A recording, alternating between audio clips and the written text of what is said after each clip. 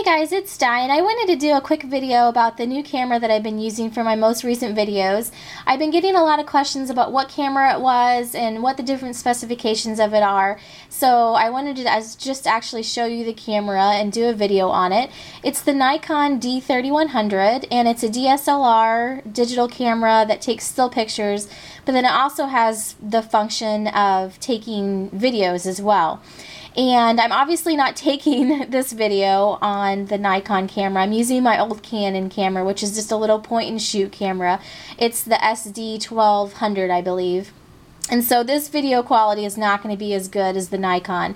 But the Nikon video quality is great. It takes videos in HD, and it also puts them into .mov files, so it's compatible with Apple products and QuickTime Pro if you have that on your computer. We primarily actually got the Nikon to take better still pictures of our daughters, and it is our first DSLR camera. It's very entry level, so if you have never had a DSLR camera, it's a great option because it's user friendly and you can use it on auto most of the time if you are so inclined. My husband's actually into this a lot more than I am.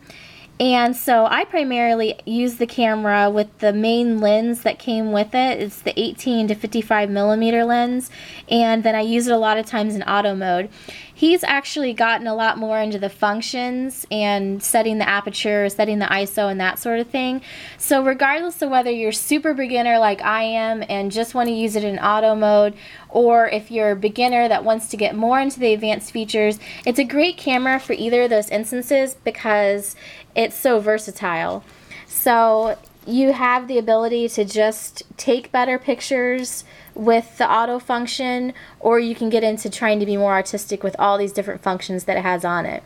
And you can set which priority that you want here along the side.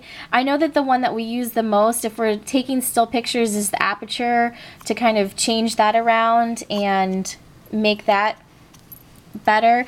But then there is a lot of different modes here, and I'm sorry I can't focus with my Canon to show you the picture, but there is, let me see if it'll focus.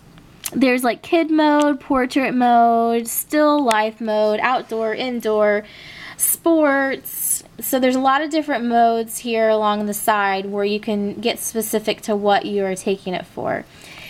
The on-off button here is at the front, and to take pictures you're just ready to go straight away.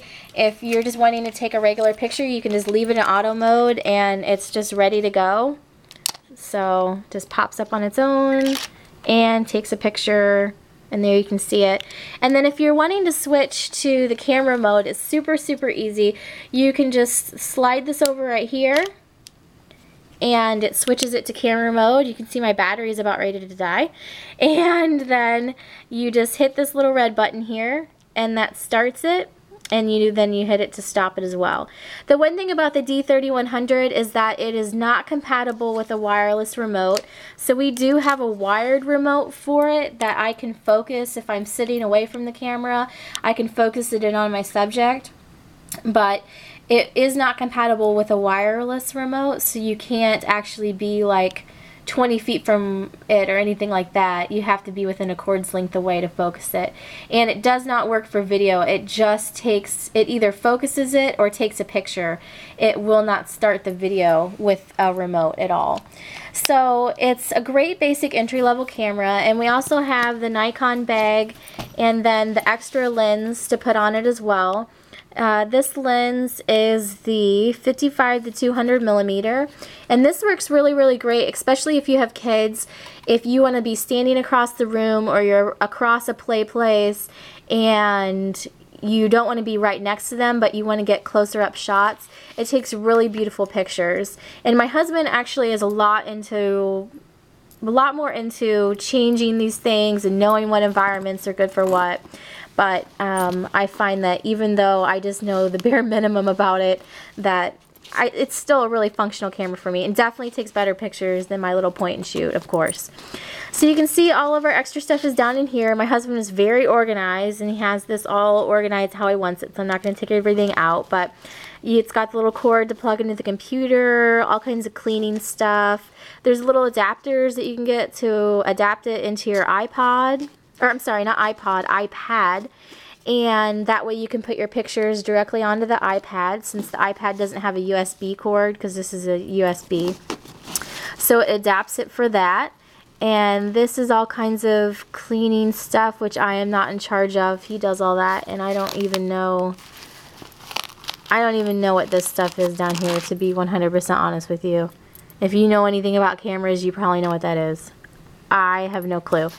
But anyhow, that is the new camera that I've been using, and I know that I've had a lot of questions about what camera it was, and people were wondering, because you can actually focus while you're taking the video. You can focus in on your subject, and you can change the focus while you're taking the video.